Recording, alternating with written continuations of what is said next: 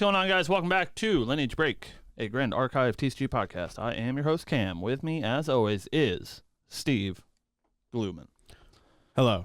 Hello, Steve Gluman. I'm Steve Gluman. Welcome.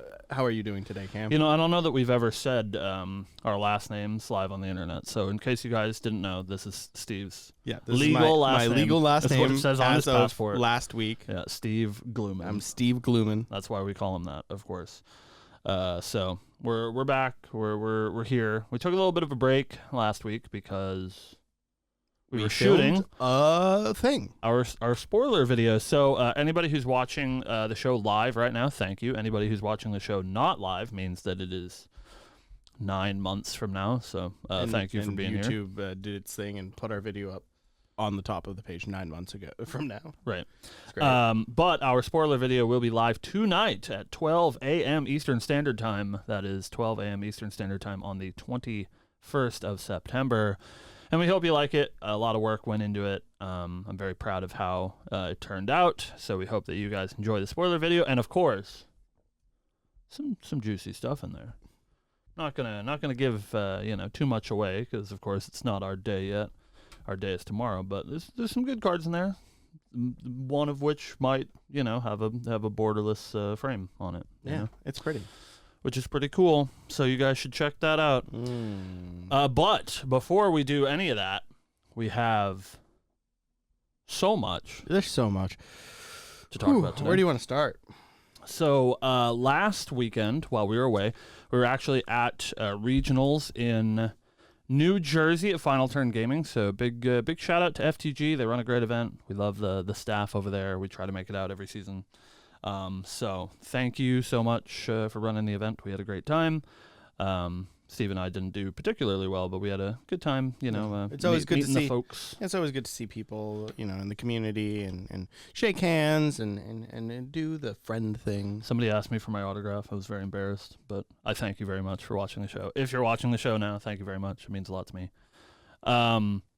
So while we were there at the in the evening time on that Saturday. There was the developer live stream that we've been waiting so long for. And Cam did something like absolutely horrendous. We sat down for dinner, and he said, "No one look at their phones. We'll watch it on the way home." Listen. So as we're sitting there, and my phone is blowing up from Twitter notifications, I can't pick up my phone. You're welcome, Travis. Yeah.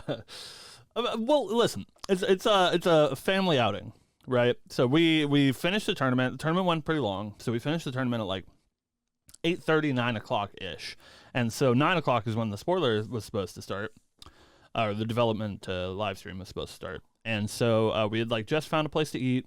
It's this like Mexican restaurant, very nice, but very loud. It's like a loud, bumping. They're playing music at far too loud of a volume for us to have a right. It was a Friday night, right? Dinner. Like it was a Friday night at like a bar. Like it was bar atmosphere. So we weren't going to be able to glean any of the information from the stream. No.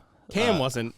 I had an AirPod in. I had perfect audio. And so one of the four of us was going to be able to enjoy the experience. And so I made the executive decision that we act like a family, and instead of, being truly self-centered. I don't know about your family, but my family's on the phones during dinner. We waited until after dinner to watch the live stream on the way home. So we watched the live stream on the way home, but that's why you didn't see us in chat, because we were like 45 minutes behind, and we were like watching it on Steve's phone, and the Twitter notifications would keep coming up, and before we could read them, our driver of the car would swipe them away so that we couldn't read the only one that got us was the CUR. Yeah, when they announced it. And it was so funny because it like popped down during the thing, and Cam's like, fuck, and just like screaming in the back seat, woke up the fourth person in our car. Just like down bad. Yeah, both happy and very unhappy about the CUR, but we'll talk about that later. Not unhappy, to get that out of the way, because I don't like it. Unhappy because I will have to purchase one. So, anyways, we had this momentous developer live stream, and so we're going to go over the stuff, do a little discussion about what has been revealed about AMB, the future of Grand Archive, all that good stuff, as we do normally here on the show. Just a caveat before we get into it. We've sort of moved away for the most part from like going over every spoiler and like reading all of the text. We know that you guys obviously have access to this, and you would rather hear us, I think, talk about things in more of a like a general sense and thoughts on the subject, rather than be like, wow, this equestrian card looks pretty good. Do you think it looks good? Yeah, it looks good. So we're gonna refrain from that, but we'll talk about like the champion lineages and of course all of the like sweeping notions about AMB. So, first off, at the start of the show, well, at the actual start of the show, there was a cute little section with Bell and Byfall talking about Three Kingdoms lore, which is pretty fun. I love to hear the lore. Yeah, lots of lore. I'm like so grateful that Bell came on, and we now have consistent lore drops all the time. It's fantastic. More lore when. More lore when. Everybody at Bell. I think she's at Bell Tier on Twitter. Go at her and say when lore. I'm sure she loves that. Yeah. But after which, when we got to the meat of the show, Silidar sat down with our dear friend Tyler Once and Loves on the screen. Everybody send Tyler your well wishes. He's contracted the COVID-19. He's very sick right now. The Rona. Unfortunate. Sorry, Tyler. But they went over the set goals for AMB, so sort of what the development team had in mind to try to accomplish with AMB, which I think is a great thing to go over. It's not something that we see, or at least that I see other card games really talk about on the forefront, is like things that they're looking to accomplish, because obviously if you don't accomplish those goals, right, and you say these are the things we want to do, and then everyone's like, but it didn't feel like that. It like feels pretty bad. Right. But we'd love to see transparency from Grand Archive, because they're confident, I assume, that they will accomplish said set goals. So, starting from the top, make AMB an excellent onboarding product for new stores and players. I think we see this a lot with the bevy of reprints that we're getting. We'll gloss over some of those later. But yeah, I think the game's been out long enough that we sort of need a new jumping off point. It's like pretty difficult for stores or players to get their hands on stuff like Dawn of Ashes. And if Dawn of Ashes is the only place to get these like staple cards that, a lot of which we've seen reprinted, I think almost exclusively, with a couple of exceptions, almost all of the reprints are either DOA cards or something that was like previously inaccessible. Like we saw Slice and Dice got announced, which is a pretty new card, but obviously locked behind that Recollection deck, right? So yeah, it looks like we're trying to make AMB our new sort of like core set, our place to jump off from for new players to be able to pick up some AMB if they're brand new to Grand Archive and not have to worry about getting product from a set that's almost 2 years old now. Right. I think they're doing a pretty good job so far. When Dungeon Guide? Come on. I know. Dungeon Guide? I was so convinced that we were going to see it. The Dungeon Guide. Yeah. Don't print Dungeon Guide. We'll all be super upset. Especially like Roger made this like cursed cryptic tweet about like being Steam in the dungeon and dungeons and stuff. None of that. And I was like, well, surely they're going to show us Dungeon Guide. Like, why wouldn't they? Why would Roger make this cursed meme tweet? Right.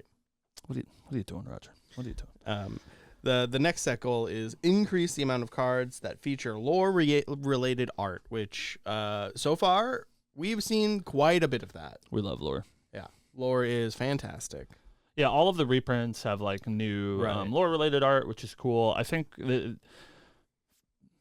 lore-related is a bit of a like hard thing to place a finger on, but something that I have noticed in recent memory, and I assume this is going to tie into what like the future of Grand Archive is going to look like, is we're seeing much fewer cards that aren't like featuring characters, if that makes sense. Yeah. If you guys think about like old, Beseech the Winds and Favorable Winds, these things that were just like swirls of wind or whatever, that we saw a lot of in the early stages of the game. It looks like we're moving away from those, featuring more characters, trying to bring that like story to the forefront, and one of these that we'll talk about later, I think, does a good job in doing that as well. But yeah, I think much like any game, right, and especially these like champion-driven games like Grand Archive is, it's so important for the player to be connected to the story and to the characters, and so I think featuring them on more art is a great idea.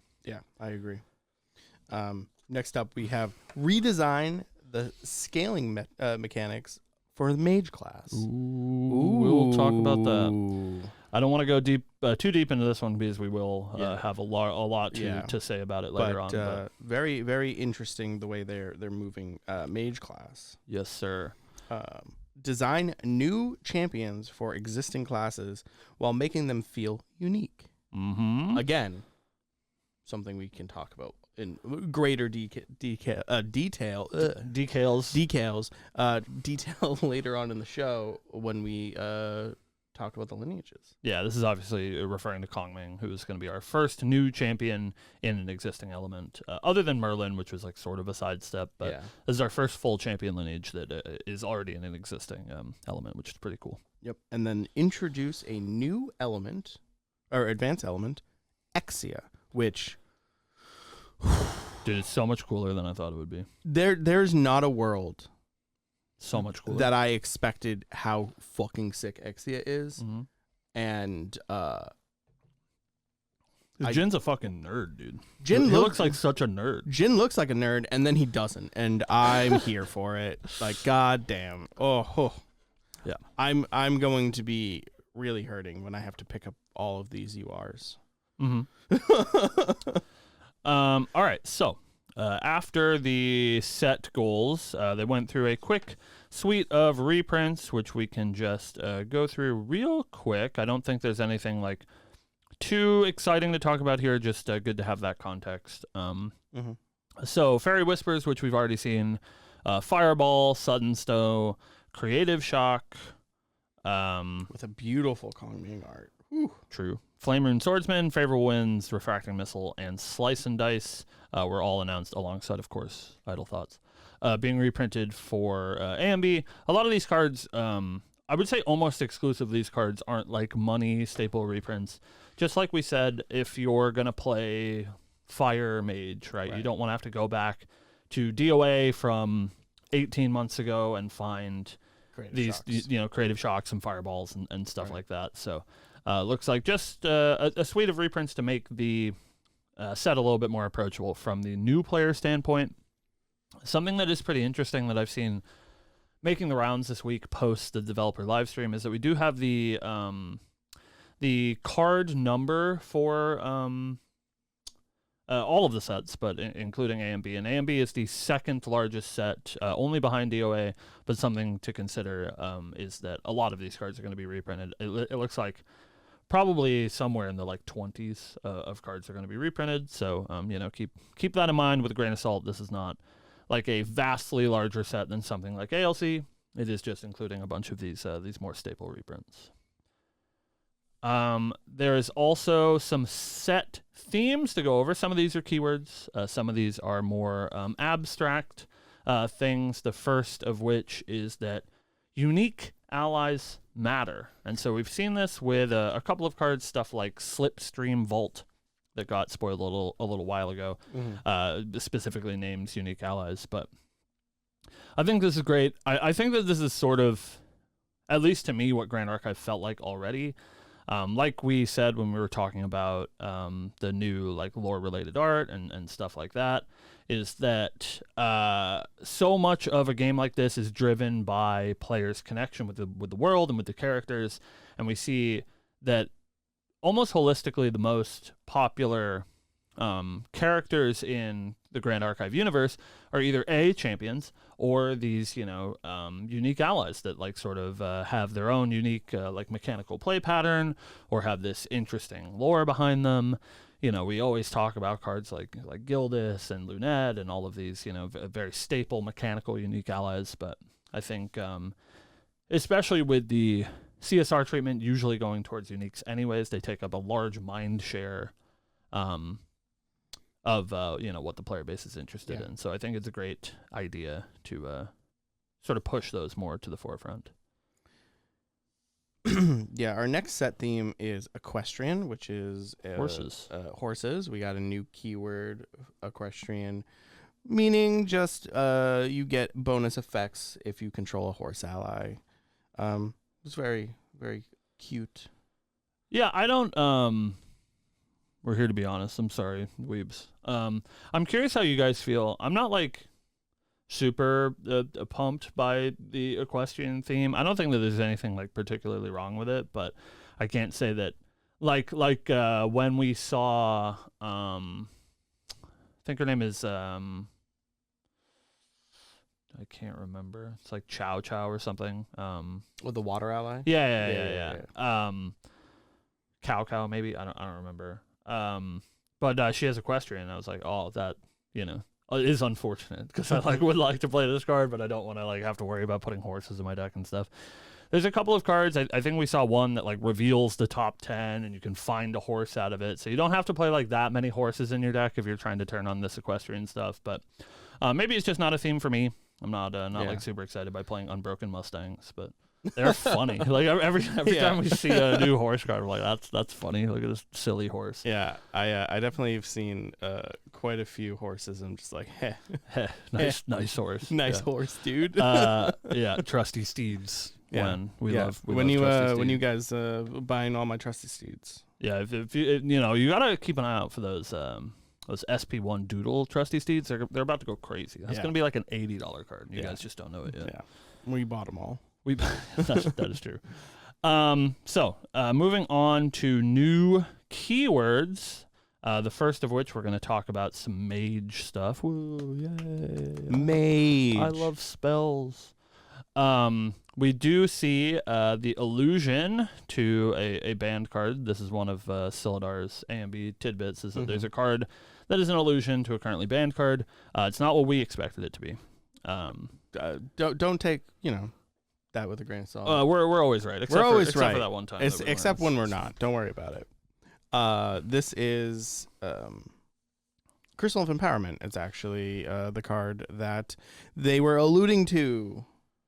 Yeah. So we have the Shard of Empowerment, and that is aptly named because the new mage keyword is Empower.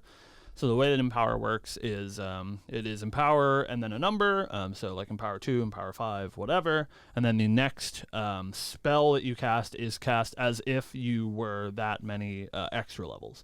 So if you Empower 2 and you're at level 2 and then you cast a spell, it is cast as if you are at level 4. So this is their sort of reaction to cards like Crystal of Empowerment or cards like Erupting Rhapsody, these turn-wide level scaling abilities that are multiplicative, right? Because if you have this turn-wide buff to your level, every spell or every card that you cast that turn that cares about your level being increased still gets that benefit, right? So Empower is their way to sort of knock that back a little bit by allowing you to have, assumingly, higher Empower numbers, but it is only for the next spell that you cast. So you can Empower 15 and then cast your Fireball for 18, but your second Fireball will be for 4 or whatever. Well, I think that's a healthy way to scale it back. I do too. I have some thoughts when we get to Kongming herself, but we'll save that for a bit. They go on to show us some more cards with Empower, some that give you the ability to empower, and then some that are a payoff. Like as an example, we get cards like Indolent Leisure, which draws a card, but if you're level 3+, it draws a card into memory. So it is like a true +1, but only if you're level 3+. And so maybe we'll see some Empower stuff able to enable that a little bit earlier than you typically would be able to.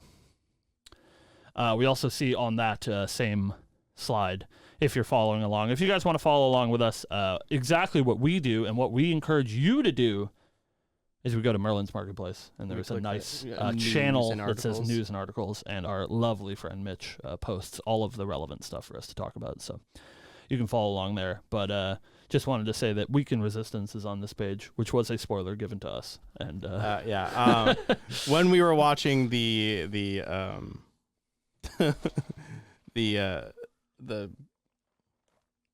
developer notes, I just immediately turned my head and looked at Cam when they popped that on the screen. And I said, "You should message Sil." Yeah. So when you guys watch our spoiler video tonight, there's a thing at the end that says that one of our spoilers died during creation of the video, and this is a card that we're referring to. Was spoiled early, but don't worry, we have a replacement for you. All right, moving on. We have the girl herself. Oh boy. Kong Ming. So Kong Ming, Wayward Maven. These ones we will actually read to you, chat, as I think these are the points that we want to discuss, and hopefully you guys want to hear us discuss. So Kong Ming, Wayward Maven is a 1 cost, 19 life. Champion Mage Human. On enter, you gain the Shifting Currents Mastery. Players can only have 1 mastery. The Shifting Currents Mastery has 4 modes: north, south, east, and west. Some cards benefit from certain directions of shifting currents. Starts in the north direction.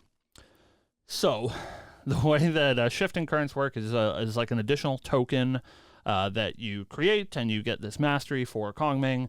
And what it says is, at the beginning of your end phase, you may change the direction of your shifting currents to a different direction of your choice, the directions being north, south, east, and west. So this starts north. You have 4 directions to choose from. At the end of each of your turns, you can choose a new direction to go to, and there are cards that care about what direction you're facing, and there are even some that care about which direction you are changing from, which is very interesting. I think we're just going to go through the whole Kong Ming line before we talk about anything specific. So let me grab Kong Ming level 2 in here somewhere. Where is she? Did I miss it? Is there just like not a slide with Kong Ming level 2 on it? Mitch, what are you doing? All right, anyways, so Kong Ming level 2 is Kong Ming Ascetic Vice, which is a very strange name for Mrs. Kong Ming. She is so hot. She has Kong Ming Lineage. She has on enter Empower 3. So we just talked about that Empower. So the next spell that you cast will be empowered by 3. And she has the inherited effect. When your shifting currents change from facing north to south, draw a card. So her shifting currents start in north. So at the end of your turn, you can say, I will change my shifting currents to south. And if you do, you'll draw a card, and she'll have this ability 5 ever, which is pretty cool. And then last but not least, we have Kong Ming Fel Eidolon. Eidolon. Whatever. Eidolon, Cameron. It depends what you play. Are you a Final Fantasy gamer? You are a Final Fantasy gamer. In a Final Fantasy, they call them Eidolons, but it's, But I think that's same word. Eidolon, whatever. Kong Ming Fel Eidolon is a Terra level 3 champion with Kong Ming Lineage. She has on enter recover X, where X is the amount of Terra cards in your banishment. And then whenever you activate a spell card, you may change the direction of your shifting currents to an adjacent direction of your choice. This means if you are facing north, you can change it to east or west, but you cannot change it to south, as south is not adjacent to north. All right, that's a lot of talking. Steven, how do you feel about Kong Ming? I think Kong Ming is sick. I'm very excited to see the rest of her package because we've only great package. We've only seen structure deck Terra cards so far. Yeah. So I'm interested to see more of how her Terra works. And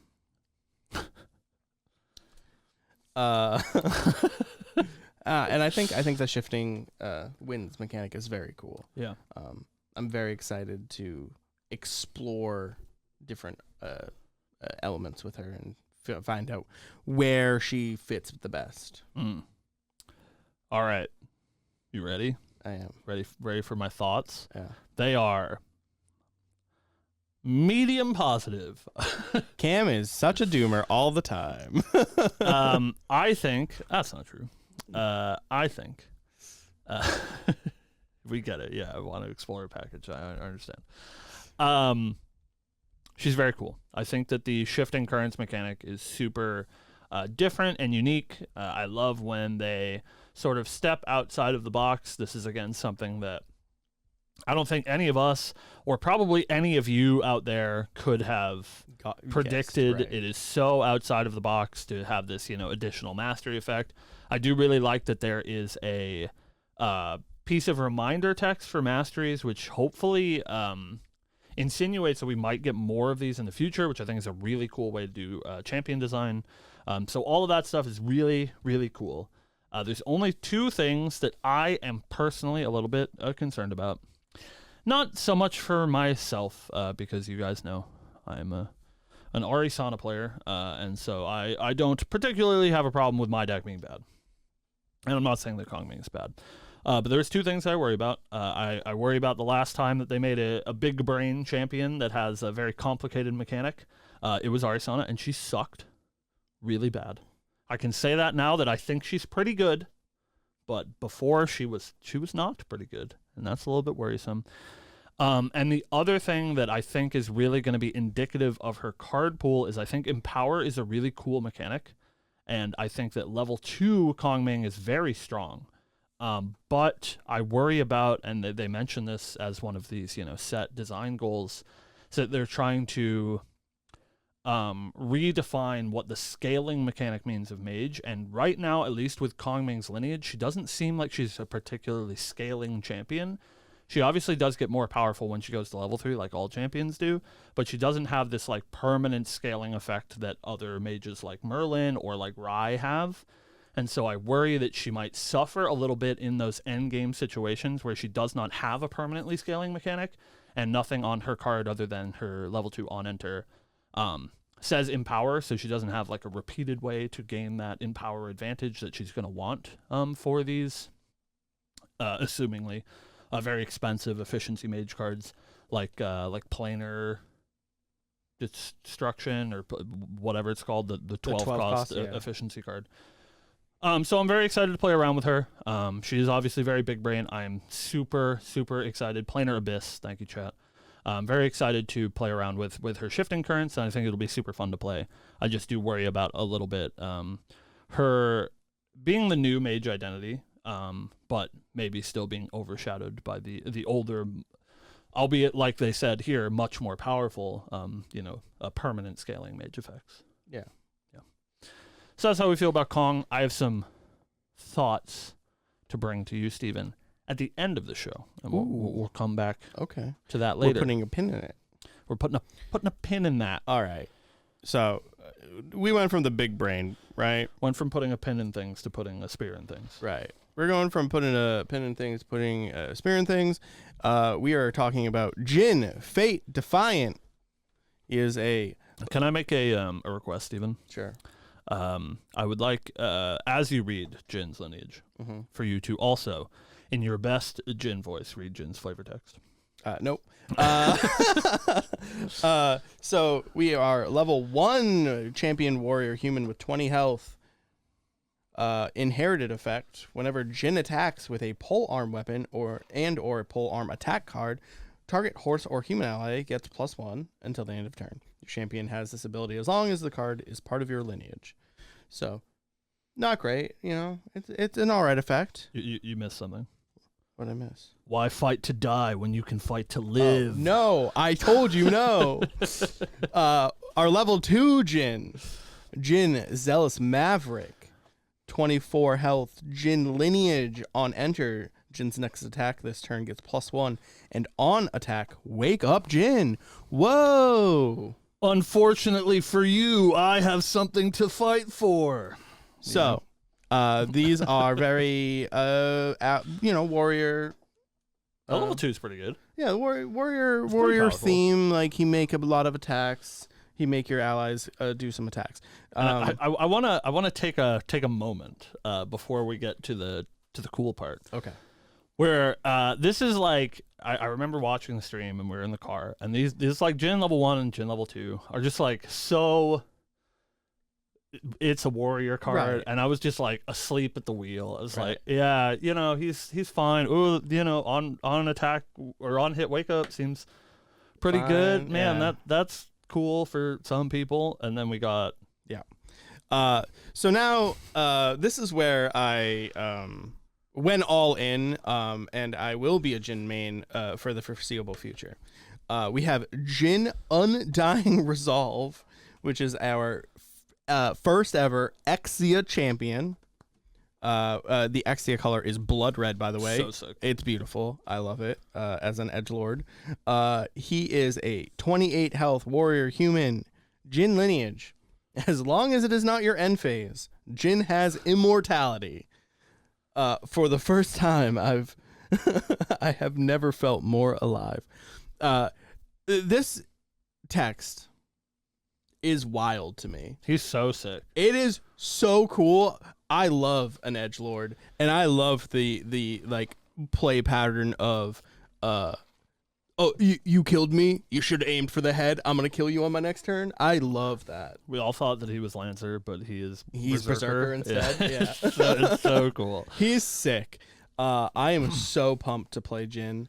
I really like the play pattern of like, I'm just going to damage myself as much as I want because it doesn't matter because my life is literally just a resource. Yeah, there's like we said, we're not going to go over like a whole lot of the spoiler cards. Of course, you guys should check them out if you haven't. But there's a lot of these Jin cards that have damage X plus abilities, right. and that's meaning damage dealt to your champion. Right. Like damage counters on champion, which is awesome. Like I love the play pattern of like I'm gonna be a detriment to myself because I'm edgy, and I love that. And I'm super pumped to play Jin. I've already traded my Toronto deck box for Kongming for a Jin deck box. I'm like he is super cool. I think I like he's our first like true edgelord character, and I couldn't be happier. Yeah, I sort of assumed that he was going to be like I think we probably said it on the show that I assumed that Exia was going to be in that sort of like Luxem, like hero paladin sort of realm, right. And it is just not. It's not. It's just Unga Bunga, and I love it. I love it. Berserker smash. Yeah, I'll punch your face. And you punch my face too, please. Yeah, he's got awesome. He's got a really interesting design, and I think he is overtly very powerful. Yeah.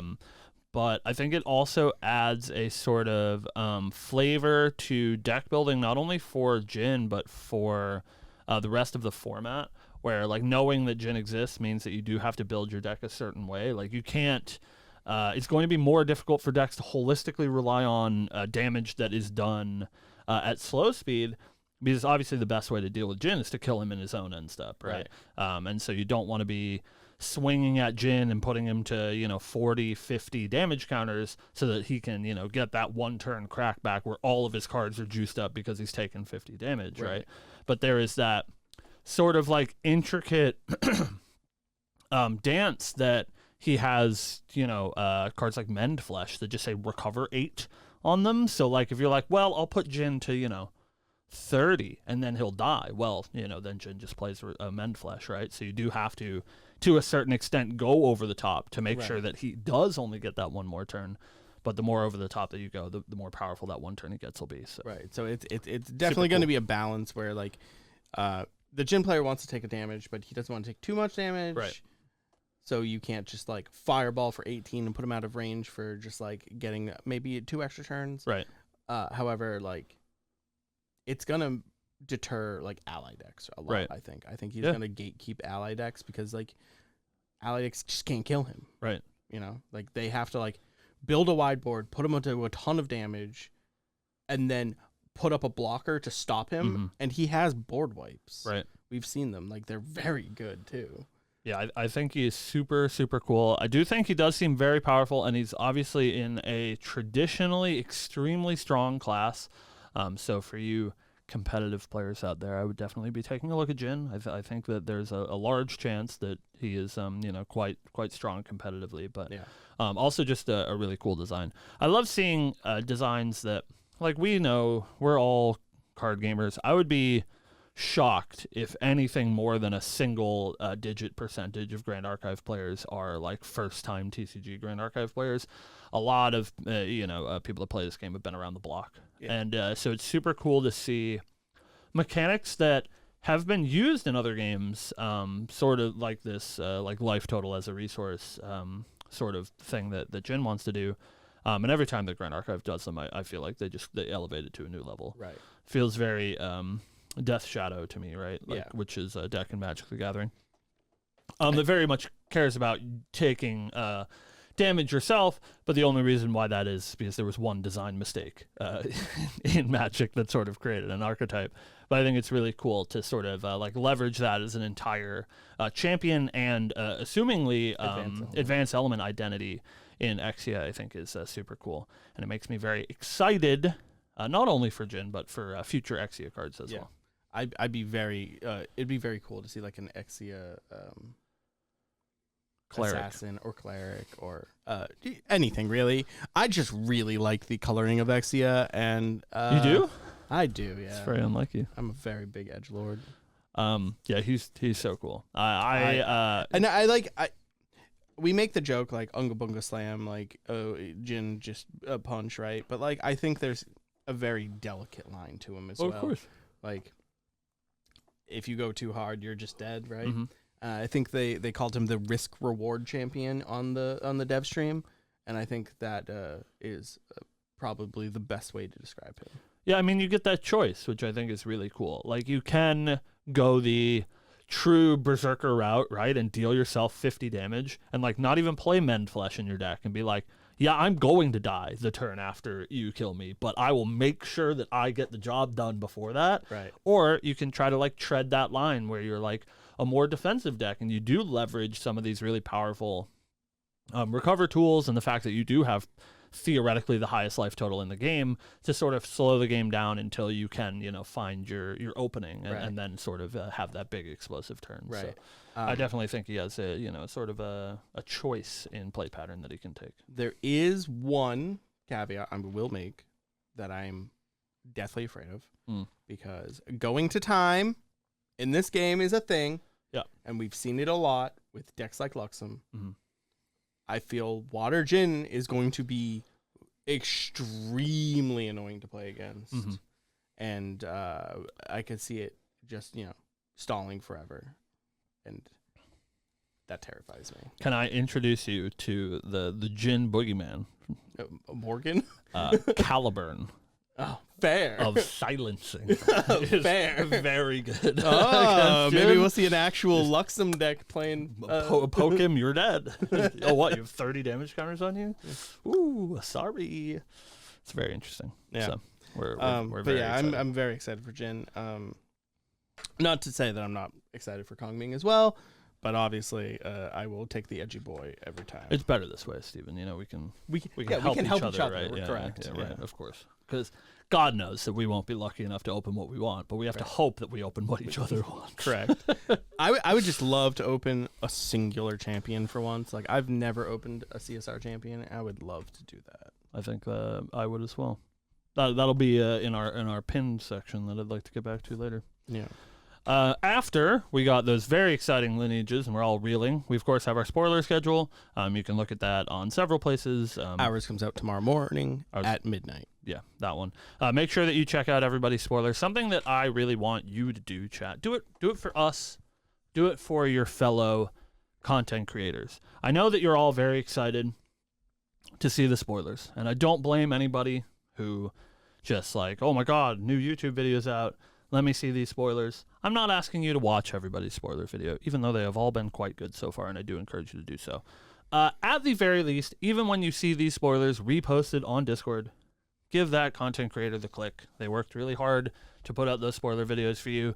So instead of just like looking at screenshots, at least, give that YouTube video a click and make sure to check out all of our friends that are making videos this week. So something that we have to do a wellness check out there on the internet. I want to make sure that erupting Matt G is doing all right. This week. Where is Matt G? Has anyone talked to him? Has anyone talked to Matt since G Saturday to make sure that he's doing okay? They announced that on October 11th, the day of the set release, Erupting Rhapsody will be banned. This is, of course, in response to all of these new mage cards, but more specifically, all of these new empower cards that work very, very well with cards like Fireball and Erupting Rhapsody and all of these. things. It is a little bit interesting, not to say that erupting shouldn't be banned. I think it certainly should.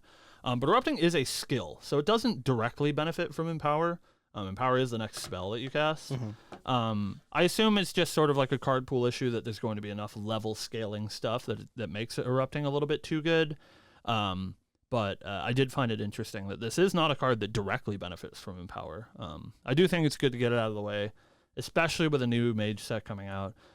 Like, the thing that I dread the most, sorry Merlin players, and now Erupting's gone, so that's not an issue, but the thing that I was dreading coming up to A and B release is that a whole new Mage set would come out, and we'd all be super excited about how cool Kongming is, and then the competitive Mage decks out of that set would be Erupting and Merlin, because they're just like so overtly powerful that giving them any sort of support is pretty dangerous. So hopefully that's not the case with Merlin, but it is super not the case with Erupting, now that it will be effectually banned. So get it in now while you can. If you're going to Singapore, play your Erupting decks. The last time you'll literally ever get to do it. So do that. Got a little bit more information about the product.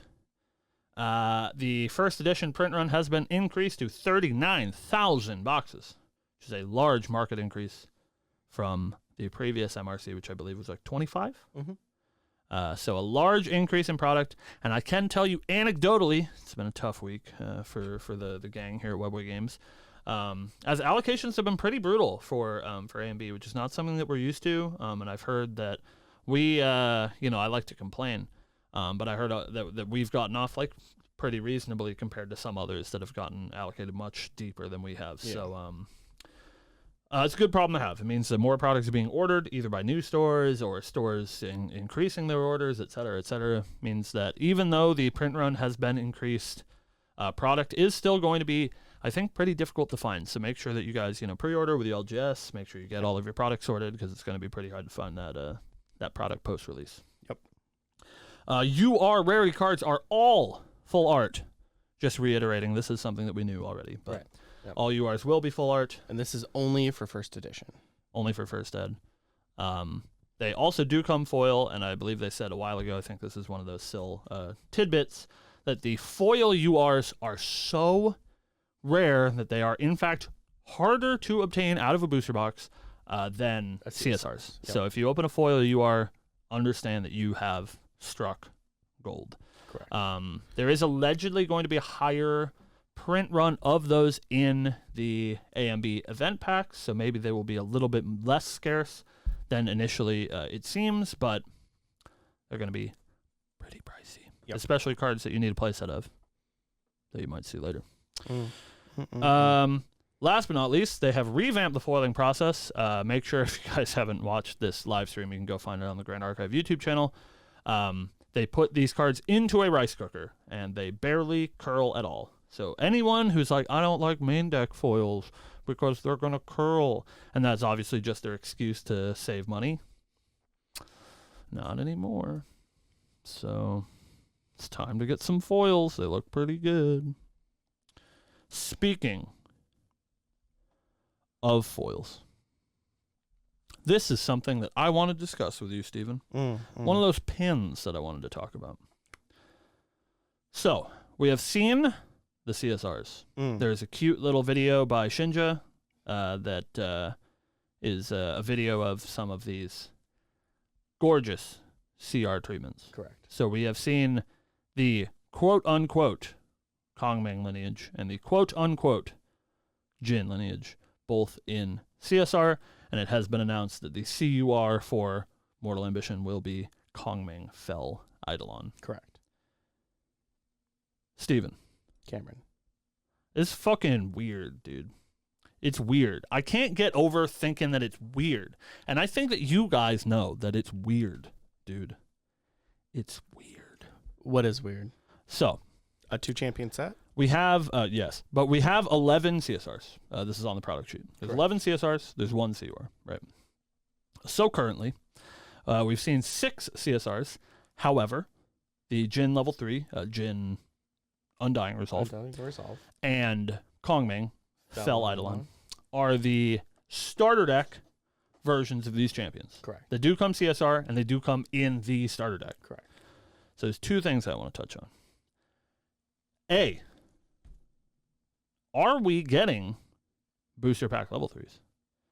So there was no allusion to that, and you would assume We would have heard. that at least there would be some sort of mention of it. Maybe we haven't seen them. That's Right. like reasonable. Right. We still have some stuff, and of course we do have Singapore coming up next week. Correct. So maybe they're trying to save a stinger for closer to set release, although the set is out in like 3 weeks now. But are we getting those at all? And if we are, if we're not, the thing that I find so weird is that this is the first time that a CUR has come out that is not the only CR version of that card. As Right. Kongming Fel Eidolon, that is the starter deck CSR, is also the booster set CUR. So the way that I see it, there's only two reasons. And I think both are reasonably likely, but it is strange for sure. Reason A, there is no second Kongming level 3. This is our only champion line, and that is assumingly the same for Jin. And so they chose Kongming. She gets the special CUR treatment. Reasonable, right? The second reason is they don't want a player to necessarily have to get a starter deck CSR to make it so that starter decks aren't like oversold, and you can theoretically get a CR version of the starter deck CUR in the booster set. The third reason is that Theo ate them, apparently. Eated them. Theo eated them. But yeah, I don't know, man. It feels just really weird to have two versions of CR Kongming Fel Eidolon. Yeah. And it really discourages people, I think, from like mass opening Kongming starter decks, and maybe that's the intent, to chase the CSR because there is a better version in the booster set. Right. But that does not excuse the Jin. Well, so the Jin having a starter deck Right. CSR makes sense. Right. But you're opening it up. But you're not going to open up the Kong. Right, so that's, sure. I guess where you're right. That's Yeah, where I'm yeah. like pointing at, So, right? so it does mean that people want to mass open Jins, Right. the starter decks. I don't know. I don't know. It's It's just, very like, weird. Feels It- very strange. yeah, I'm a little bit I was taken aback. I was a little confused when they revealed Fel Eidolon as the CUR Mm-hmm. because like she has a CSR. So why does she get the CUR as well? And I mean, the nice thing for maybe people like me that really shouldn't spend $2,000 on a CUR is at least this way I can like theoretically get my entire Kongming champion line CR and not have to have the CUR. Whereas like if you're a Tristan player, Yeah. you have to have the CUR because there is no alternative for Right. Which is for why Shadow Reaver. So I can understand that. I gave up on that. Right. I have a full foil lineage, pretty much. So maybe it's a concession to that as well. But I'm really confused on Yeah. whether or not we'll get booster level 3s. But obviously we'll see shortly. But that is the thing that I wanted to put the pin in.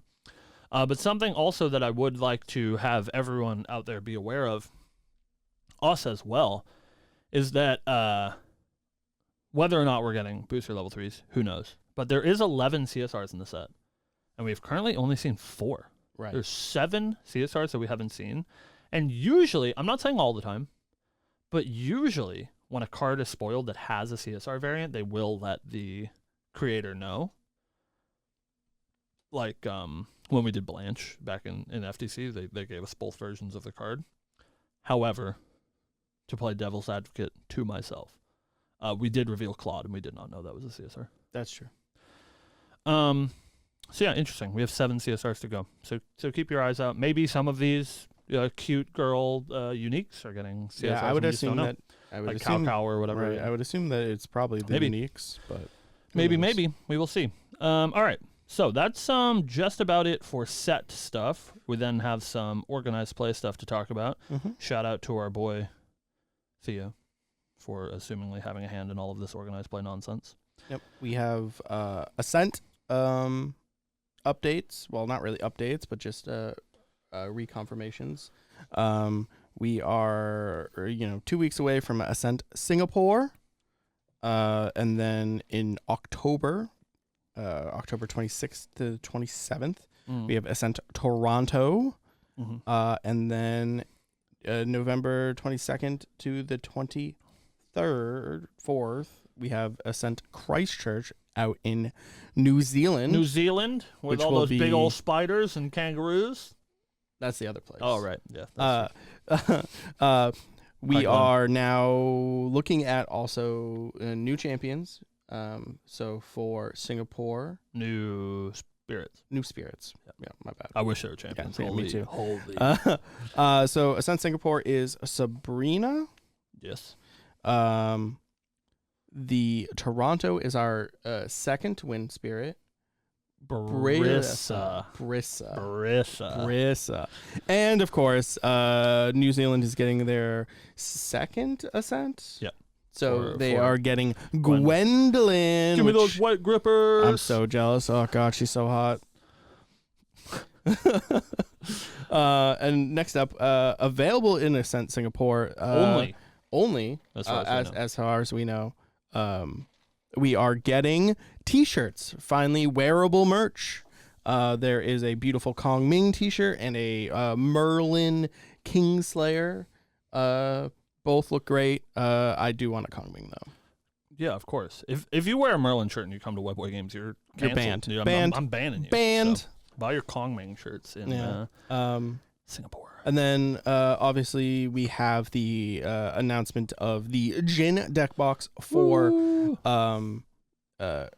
Christchurch and our December Ascent. and our December Ascent, which wasn't on that slide, which is December 2nd and 3rd.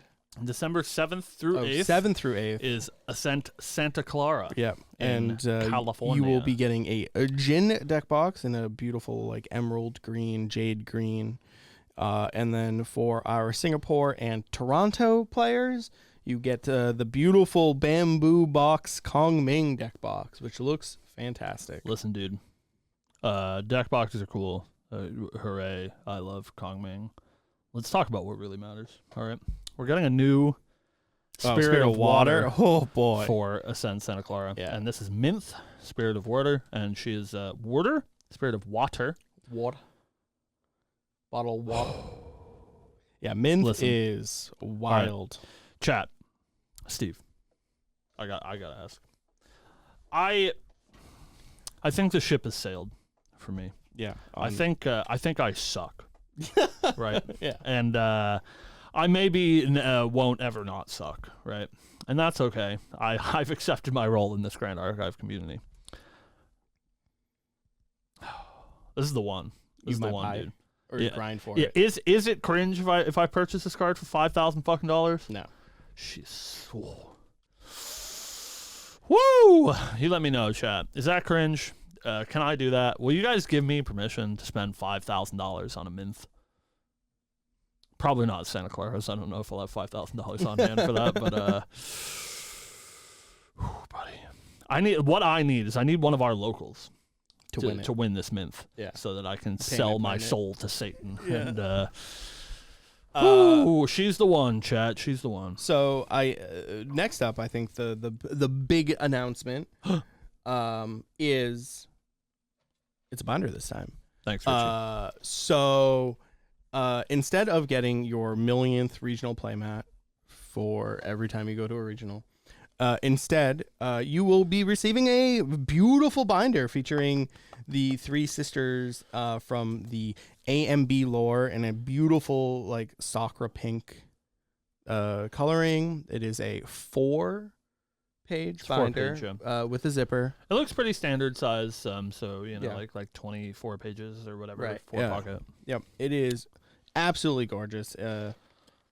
I'm down bad for it. I'm gonna have to enter so many regionals. Dude, they're so smart. You weebs of the shore, you're too smart for me. Yep. So something that we've seen over the course of Grand Archives history is obviously all of these like regional playmats, right? And the entry mats, aside from like maybe DOA, because DOA was like very light as far as regionals were concerned. There was 8 or something. They're all exclusively like worth nothing, Right. I have like a big box of FTC regional entering mats in the back room that I like give away to every new player that starts Grand Archive. I'm like, here, have a mat. Is that Intrepid Highwayman? Yes, yes. No, Imperious Highlander. Imperious Highlander, yeah. And so of course Grand Archive makes very nice mats. You guys have seen their mats; they're gorgeous. But nobody needs these regional entry mats. They're like $10 mats, and everybody that I know has like 56 copies of them. Well, yeah, and also like you think about it, like you enter it, you get a mat. Yeah. Top 8, you get a mat. You win, you get a mat. mat. You win, you get 3 play mats. Right. And you're like, well, I can only use one, and I Right. guess I could be a psycho and stack 3 mats on top of each other. Correct. But like, Only Cameron does that. we're not doing that. Cameron does that. Sometimes. So I think it's a really smart idea to keep the playmats for the higher placings, because those usually, obviously are a very nice mat, but they do command a price as well because they're pretty difficult to get, and give the players something that is, like, I think a little bit more useful, and especially if this becomes the new norm, it's a little bit more useful in multiples. Right. Right? Like, having multiple binders is fine, and you will, like, probably use them. And I'm a big supporter of 4 pocket binders because they fit in bags easier, which means I can carry a smaller bag with me.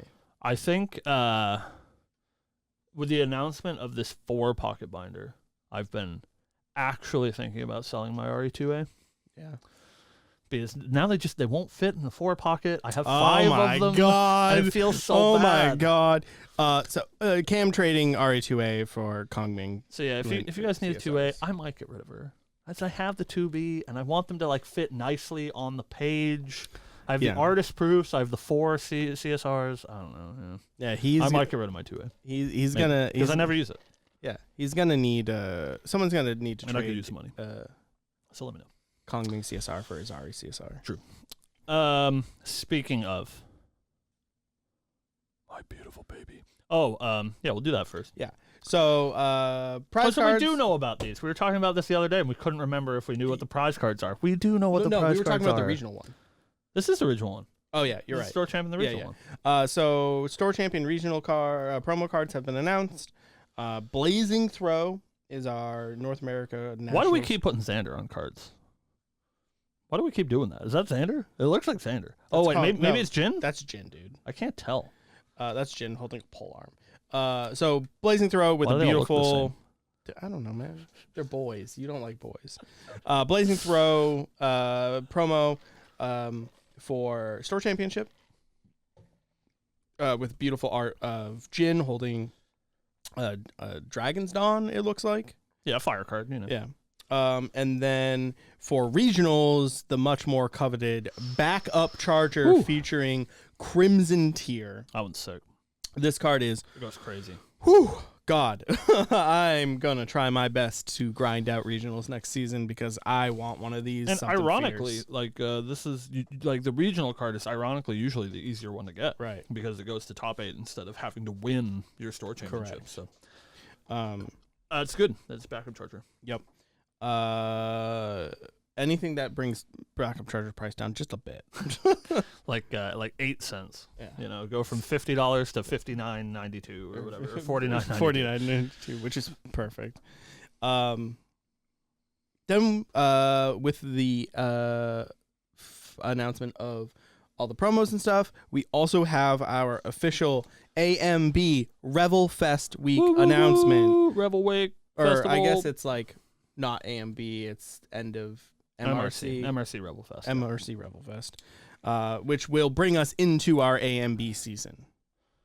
And Steven, I'll tell you, I've been sitting down trying to do some real brainstorming, so we might have some cool stuff to do. All I know is that I'm a fraction away from gold for this season. I'm going to be grinding out events for the rest of my life until this Revel Fest is over. We'll have some fun stuff to do because I just want to hit gold. I've had a lot of stuff going on this season. I haven't been able to play as much as I'd like. And I'm just short like 200 points, and I'm assuming within the next 6 weeks I can get the veterancy points up enough to hit 15. And with the announcement of Revel Fest, if we have multiple events that week, it's gonna be great. Yeah, we will for sure. Yeah, I like that it's the way that it's structured is well, let's see. Let me just make sure that before I say I'm stupid. Yeah, so it ends on launch day, which is not what it did last time. Right. Last time there was like a weird week gap, which like felt pretty bad because people like obviously you always want to show up to locals, but especially like right before the new set comes out, and if it's not ranked, it is a lot harder for me to get people to show up. And so something really cool about Rebelfest this season is I'm planning to do some cool events on the weekend of the 4th, right? So 4th is a Friday. And then we run 2 locals a week here at Webway. We do one on Friday and one on Saturday. So I'm planning to probably do like a normal thing on Friday, October 4th. Hopefully do a cool event Saturday during the day on October 5th. And then usually when a new set comes out, the day the set comes out, we do like a starter deck tournament because people haven't had time to like build new decks and we want people to, like try out the new stuff. And so it's really cool that I get to run a couple of events the week prior, maybe something in the middle of the week, but that's a little bit more ambitious. And then run the starter deck event on October 11th, the launch day of the set, and it's still during Rebelfest. I think it's really cool. So we love that. Good job. Whew. All right, then listen. So, listen. We have a little bit of a gamba that's happening during Rebelfest. As long as you play during the period between October 4th and October 11th at 11:59 p.m., you enter in an event, be it your local scene, be it webcam tournament at Yeti, be it whatever extra event you're something down in New Zealand with the spiders and the kangaroos. Right. Yeah. Anything. You were entered in to win. 200 players will win a beautiful Terrafring. She's so cute. And it is Ari on the art. All right, listen. Listen, Steven. You out there. Listen. We don't believe in nepotism, is my official statement. However, this is the time where Cam wants this nepotism. Listen, you know who you are. I won't tell anybody. Everyone will know. Cam sits down and plays this. Please. Yeah. I want to win fair and square. This Terrafring is absolutely gorgeous. Featuring is it Cam's foil? I want to know if it's foil. Is it foil? I would assume it's Please foil. tell Dude. me it's foil. Dude, there's only 200 of them. There's no way it's so not sick. foil. Oh, God. But yeah, there's a beautiful Rebelfest promo, only accessible to 200 players, and the only entry requirement is you play in a weekly event. So make sure during Rebelfest you hit your weeklies. You hit your Yeti if you don't have a weekly store. You hit me up. You when hit win Cam one. up when you win one, and he'll give you $1,000 for it. A thing to note, they mentioned in the developer live stream that multiple entries don't exist. So you playing in every possible event you could possibly play on does not increase your chance at getting this card.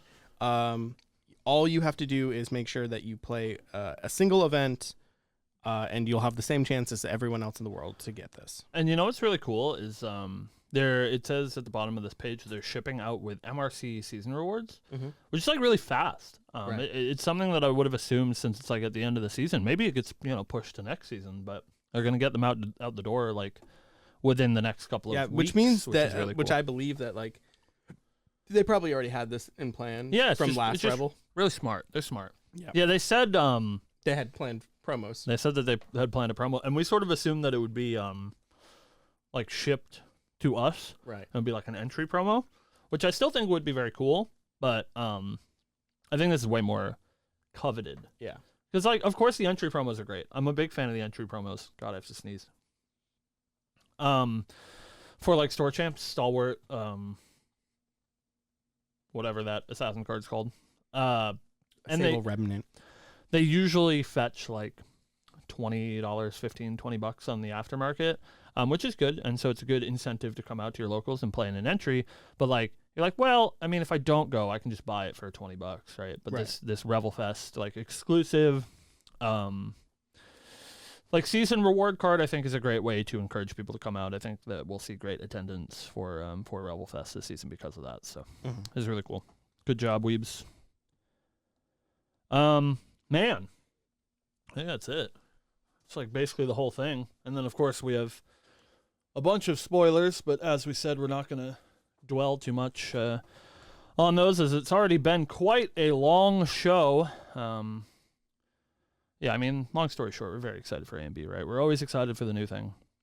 And you guys know that we're drinking the Kool-Aid. So take everything that we say with a grain of salt. But, right. A&B looks super exciting. I can't wait to dive into playing some Kongming. I can't wait to get killed by Jin at 45 damage counters. Yeah. All that stuff is very exciting. And we hope that you are excited as well. If you are excited for spoilers for A&B that is coming in just 3 short weeks now. 3 weeks? 3 weeks. My Lord, it's really coming up. Make sure to check out all of the amazing content creators that are putting out spoilers this week and the next, Correct. Leading up to Ascent Singapore next week. If you want to find our own spoiler, it will be live tonight, 12 a.m. Eastern Standard Time, September 21st. There is a premiere already up on the YouTube channel, so you guys can chill in there. Steve and I will jump into chat at midnight and talk with you guys about our extremely, extremely cursed. If you want to hire me for any of your videos in the future, we'll talk very reasonable pricing. Steven, I think you did great. I love your acting, but you are not the one winning the award from this spoiler video. You know who's winning. I know award. who's winning it, but I'm just neither of us. It's not us. Hey, listen, I put in my goddamn due. I put in my time. I've put in all the work in all these goddamn videos. If you want to hire me, we'll talk price. It's fine. It's not me. It's so good.